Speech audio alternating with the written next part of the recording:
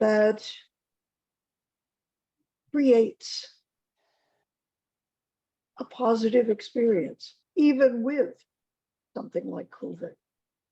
So I want to talk about today winter and cold and darkness, because that's the season. This all began officially about a month ago now, close to, on the solstice, the winter solstice, December 21st, the shortest day and the longest cold, dark night of 2022. And we're part of the earth and the universe in our physical selves. And with all of the northern creatures, I mean, the southern hemisphere is enjoying Christmas and New Year's in the middle of summer. I can't even imagine what that feels like. I'm aware of it every year, and I have never actually been in the southern hemisphere, especially in the December and January. For me, those months are winter. But all of us are responding. All of us who are northern creatures are responding to darkness and cold in the physical world. And it feels good to hold a warm cup of some liquid. It's comforting. And it feels wonderful to sit in front of a source of heat, especially if we have an open fireplace, convenient. It feels wonderful to feel that warmth. And as we look around us in this northern world, we hunker down. We're all surviving, adapting, waiting. It's part of this time of year as we hunker down and wait. We feel our need for warmth and light and nutrition. And we're grateful to anyone who can share energy, joy, and caring to help us survive. And even Derek, who lives in Jamaica, is in Canada right now. So he's experiencing what I'm talking about, which is a part of awareness in northern places. We are one with the earth.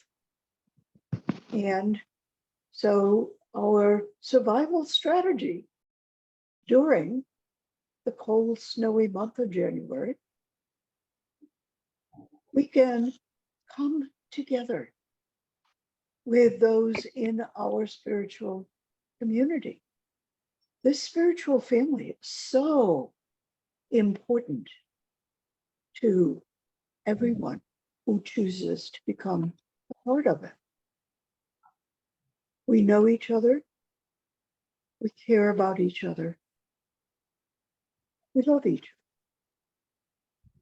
other. And those are such important human needs, animal needs, spiritual needs, needs for our whole self to belong somewhere and to feel cared about, and to know that when something happens to us, that people will care and will pray with us and will envision us enjoying the fullness of our divine nature, which I'm also learning is meant to be happy and light and filled with wonder and joy.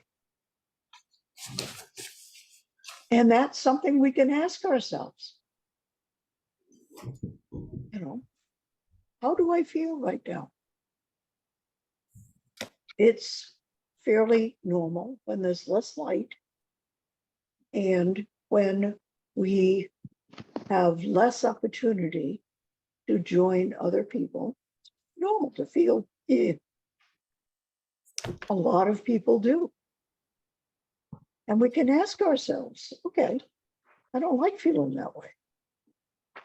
How can I be with other people? And perhaps it's not our favorite way to be with other people. But on Sunday, when we come together, even if we're online, we see each other, we hear each other, we join with each other as children of spirit, as expressions of spirit.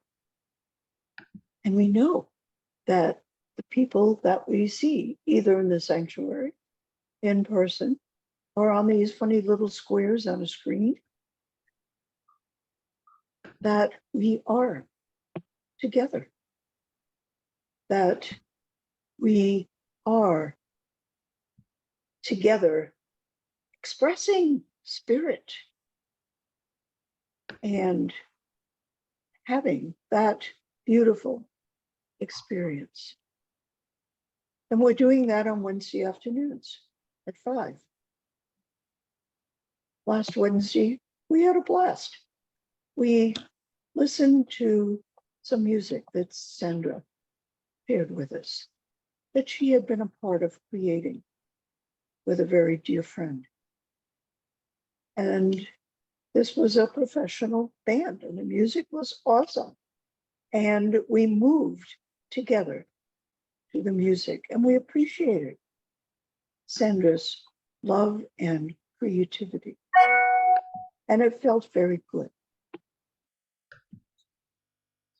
And we considered with each other, what is it important for me right now to become aware of as an expression of spirit in a cold world? Where's the play? Where's the fun? Where's the joy? That's our job, to create and to allow, more than anything else, to allow, to envision and say, yes. That's what Spirit is hoping that we're going to do, that we're going to say yes and allow the awareness, the evolving awareness of love and of oneness and of beautiful beauty and joy. That's what is here, waiting for us to say, oh, yeah, yes, let's do it. And I'm finding as I'm practicing doing that, no matter what physical pain I may be feeling or what mood I may be in, that when I say, yes, let's do it, to spirit, and I relax into what is.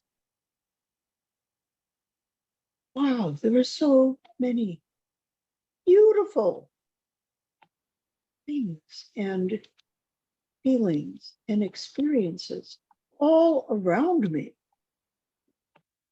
I am in awe when I experience them. And where this stops is in faith, which is, I always thought it was more like hope. Well, I hope something gets better. That's not faith at all. Faith is knowing. Faith is knowing that, to quote the first principle of unity, that there is one presence and one power active in the universe and in my life. We call it whatever we want to call it.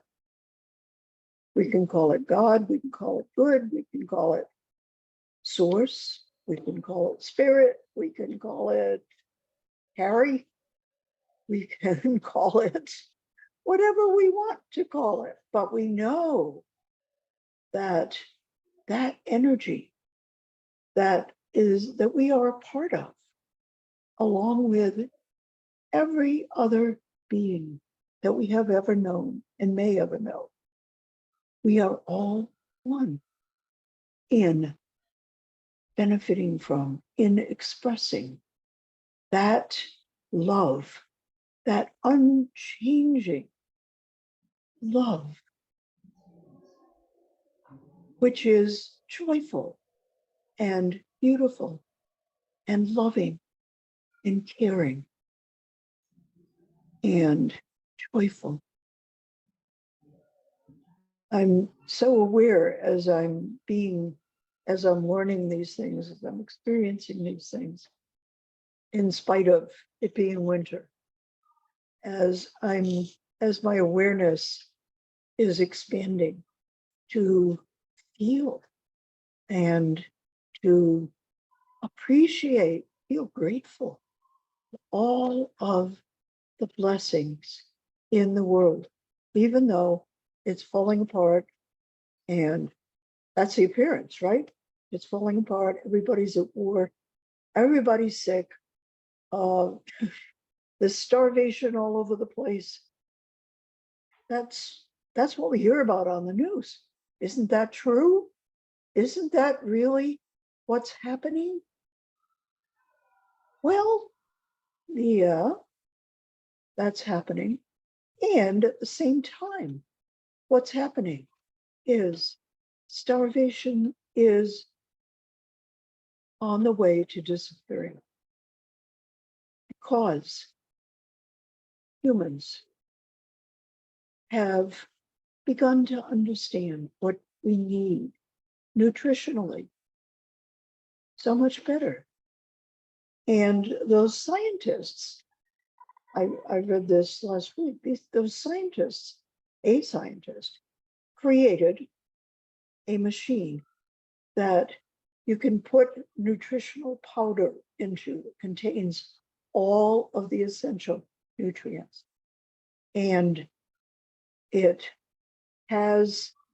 called a dosimeter or dosimeter, a miller someplace, who's grinding grain for people to eat. And the grains are the basis of human diet in most parts of the world.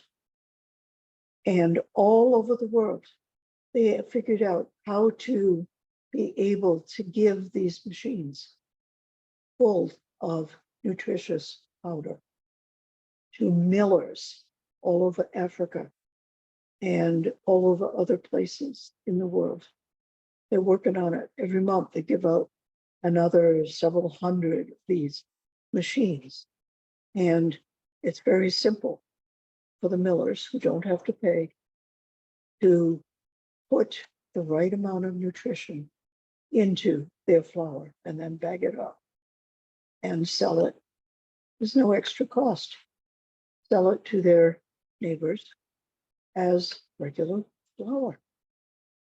But when the little children, for instance, have that nutrition in their diet, they're able to fully develop and grow and grow up healthy and with full intelligence. And they're able to take their place in the world as fully healthy humans.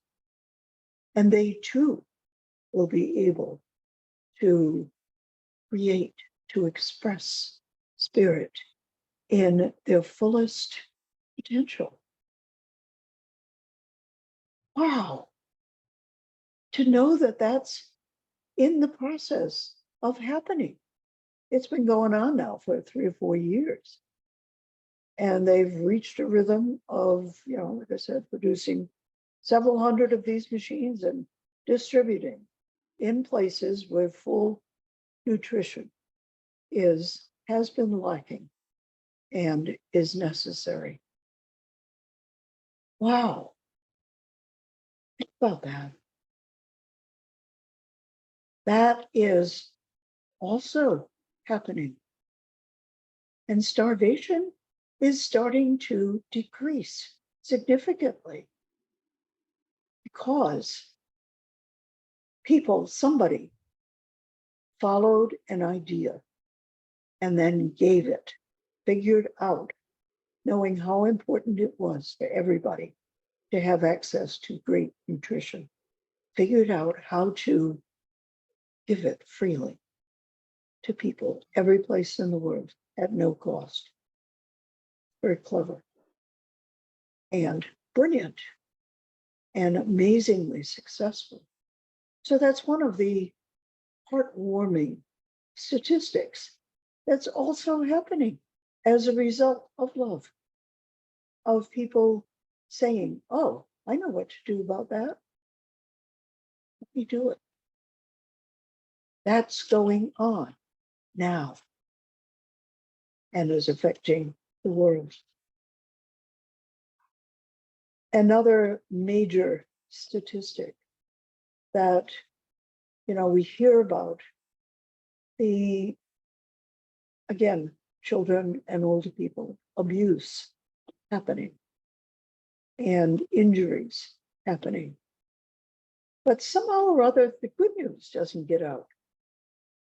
The statistic that child abuse is decreasing dramatically as education spreads, as people become more aware of what other humans feel.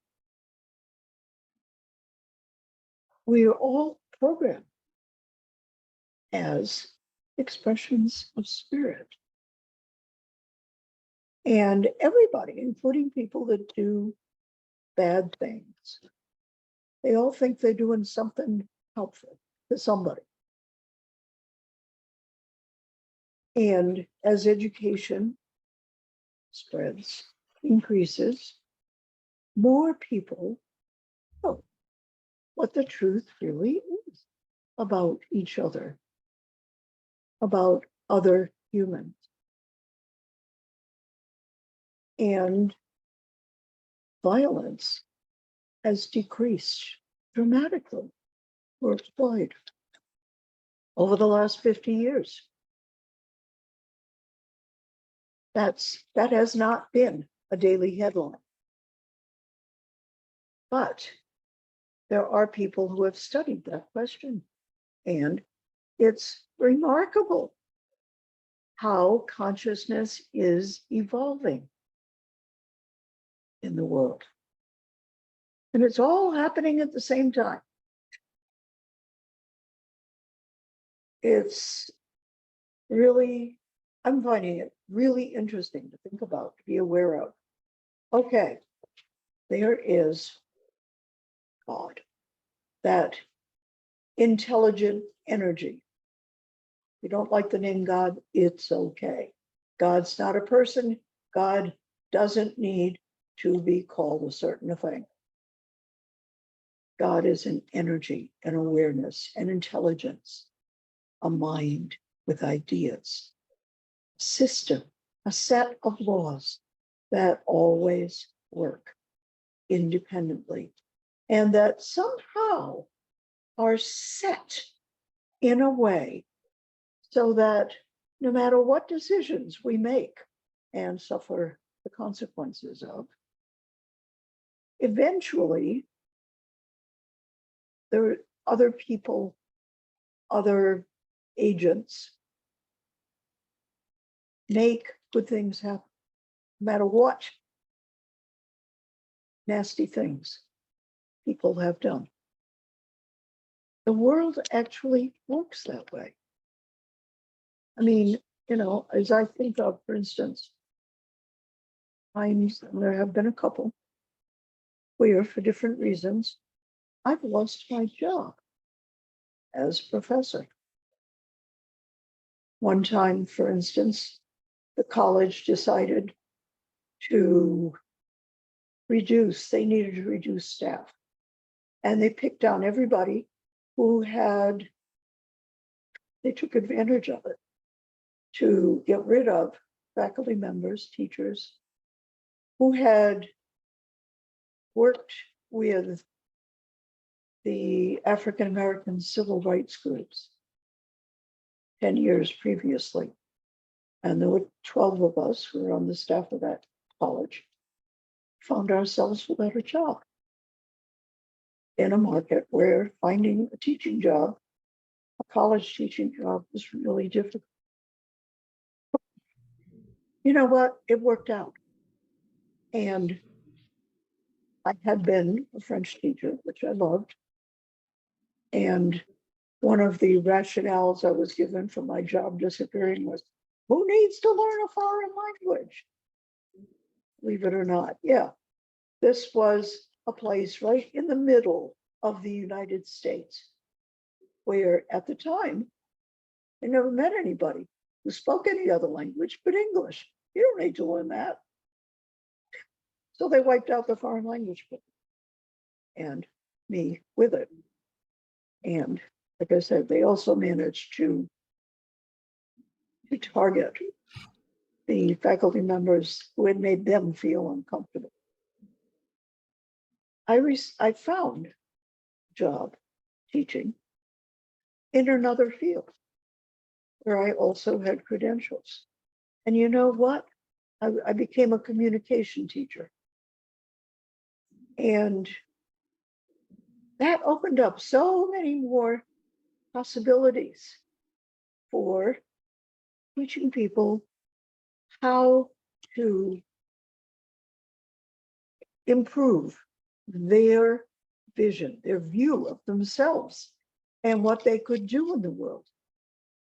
I started teaching creative thinking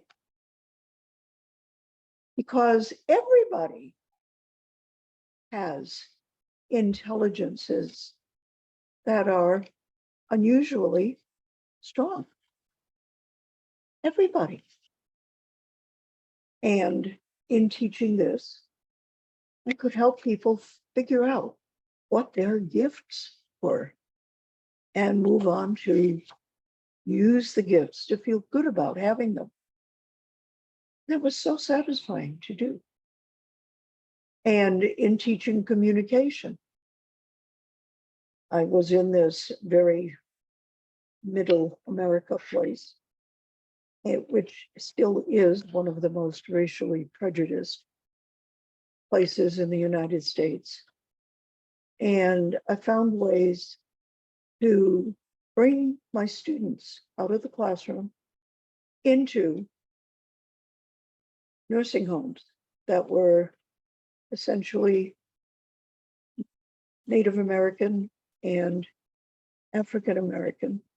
And the students interviewed the residents of the nursing home to create books on whatever the stories were that the people in the nursing home wanted to share. And that was so incredibly satisfying because those students, mostly white students, who had never spoken to a person of color, They came to love the people they were interviewing. And the people who were telling their stories came to care very much about those white people who were listening to them and valuing what they knew and what they wanted to tell. And it was life-changing for everybody who was involved. So yeah, I only finally said yes to being ordained 12 years ago. But the change from teaching French, which I loved, but which was not relevant in the place where I was incredibly rewarding.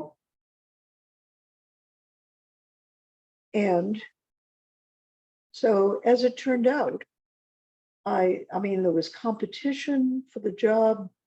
I had a colleague who badmouthed me all over the place because he wanted the foreign language job that remained. And I had seniority, neither.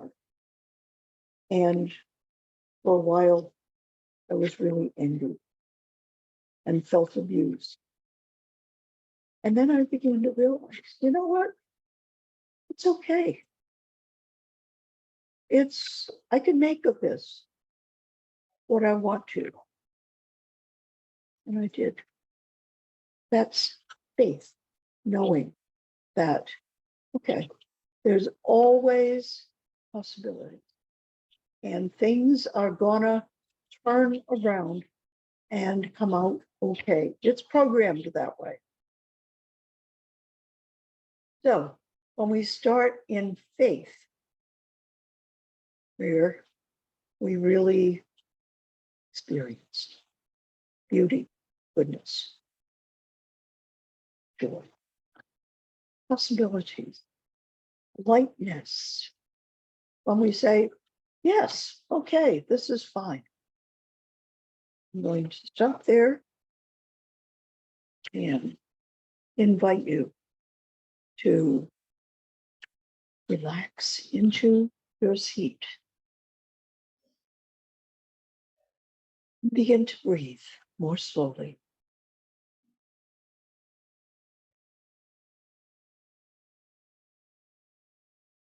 As you bring a slower rhythm into your breathing, into this sharing of life with all that is.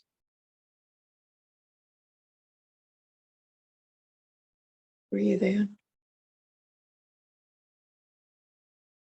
hold, breathe out.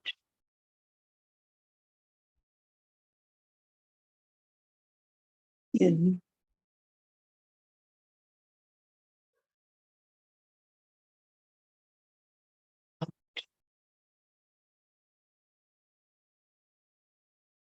in,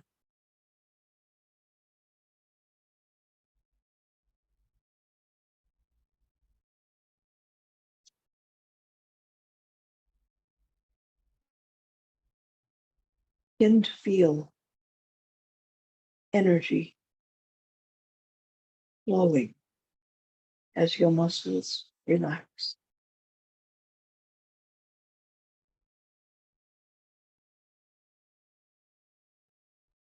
We are sharing the one life of the universe. We are being one.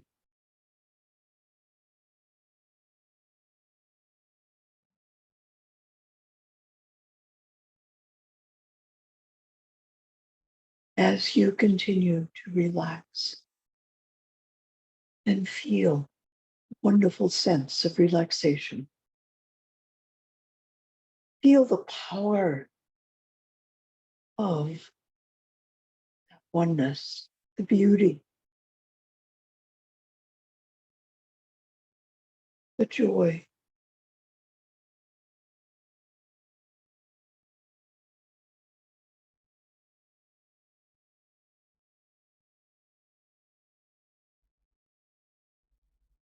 know in faith that almost in spite of yourself, you are an angel to somebody, probably more than once a day.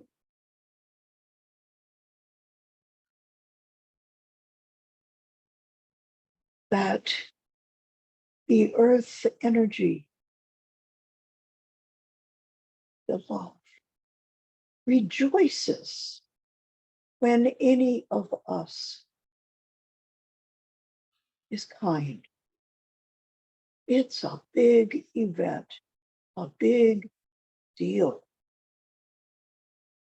And all of us have had that effect in the world and continue to. We just need to be there and smile and care and share and love.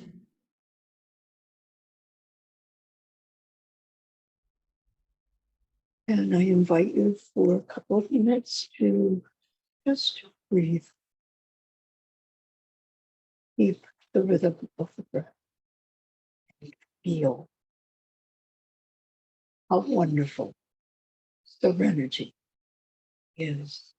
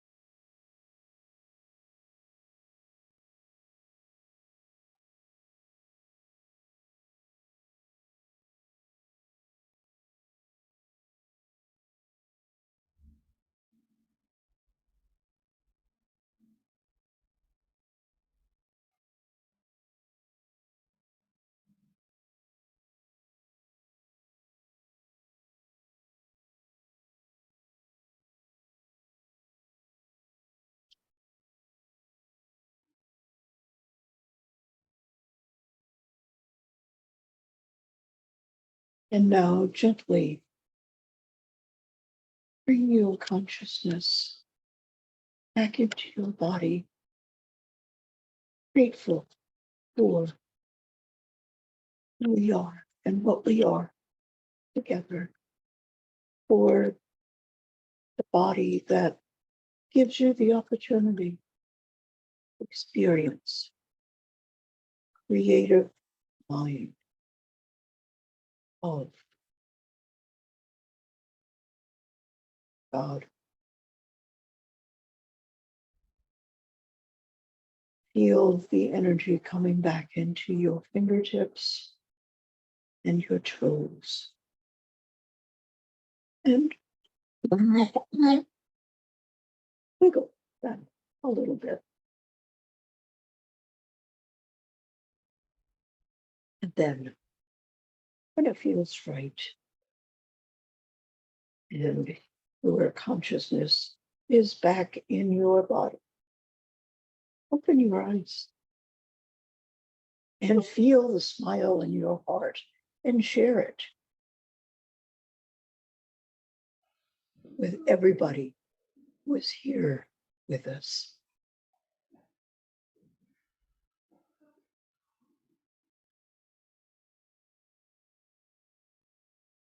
And with that peace, love in our hearts, let's feel how grateful we are for this opportunity to come together on Sunday morning and to be one, knowing, loving, expressing our divinity. And let us say, or let us bless our gratitude offering to Unity Center of Montreal. And thanks for giving us this opportunity and other opportunities to come together and be fully who we are. Let us say, divine love, you as be, blesses and multiplies all that I am, all that I have, all that I joyously give, and all that I joyously receive. I am grateful. And let's see, was somebody new on here initially, but I don't see that person now.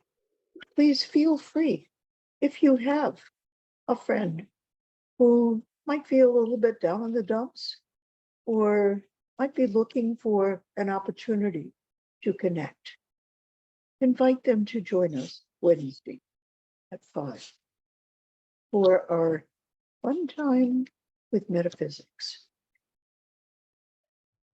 Which actually is, I mean, I never thought of metaphysics as fun before, but since we entitled it that, I'm having fun with it. Come join us. And on the meditations continue at noon. And I thank profoundly. I think Nicole is doing meditation on Friday. Is that correct? Do I have that right? Wednesday. Sorry. So on Wednesday, you get to meditate with Nicole. And then Thursday, perhaps, I think it's Susan. Okay. Catherine. Could you tell us, please, Nicole? Catherine. Catherine, who will Supposed be to leading be. the meditation. And until January 12th, Maya will lead it on other days. And then I'll take over. So I look forward to seeing you in